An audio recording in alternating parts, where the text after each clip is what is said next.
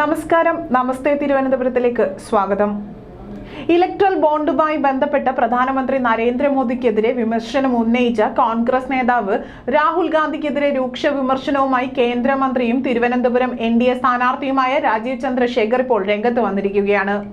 ഇന്ത്യയുടെ വികസനത്തിന് ക്രിയാത്മകമായ ഒരു സംഭാവനയും നൽകാത്ത രാഹുൽ ഗാന്ധിയെ പോലെയുള്ളവരുടെ അസംബന്ധ പ്രസ്താവനകളെ സാമാന്യ ബുദ്ധിയുള്ളവർ തള്ളിക്കളയണമെന്നും അതിന് പിന്നാലെ പോയി സമയം പാഴാക്കരുതെന്നും രാജീവ് ചന്ദ്രശേഖർ പറഞ്ഞു.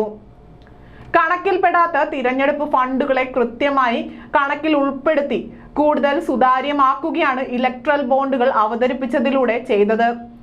രാഷ്ട്രീയത്തിലെ കള്ളപ്പണ ഇടപാടുകൾക്ക് തടയാൻ ഇത് സഹായിച്ചിട്ടുണ്ട് എന്നും രാജീവ് ചന്ദ്രശേഖർ ചൂണ്ടിക്കാട്ടി. ബൊഫേഴ്സ് അഴിമതി പോലെയുള്ള സാമ്പത്തിക അഴിമതി ആരോപണങ്ങൾ നേരിട്ട ഗാന്ധി കുടുംബത്തിൽ നിന്നുള്ള രാഹുൽ ഗാന്ധിയുടെ വിശ്വാസ്യതയെയും രാജീവ് ചന്ദ്രശേഖർ ചോദ്യം ചെയ്തു.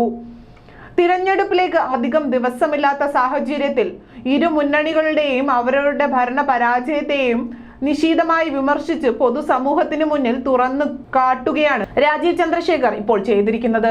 സംക്ഷിപ്തമായ ഭരണത്തിനും സാമ്പത്തിക വികസനത്തിനും പ്രതിജ്ഞാബദ്ധരായി മുന്നോട്ടു പോകുന്നത് BJP ആണെന്നും രാജ്യത്തിന്റെ പുരോഗതിക്ക് NDA അധികാരത്തിൽ വരണമെന്നും രാജീവ് ചന്ദ്രശേഖർ പറഞ്ഞു.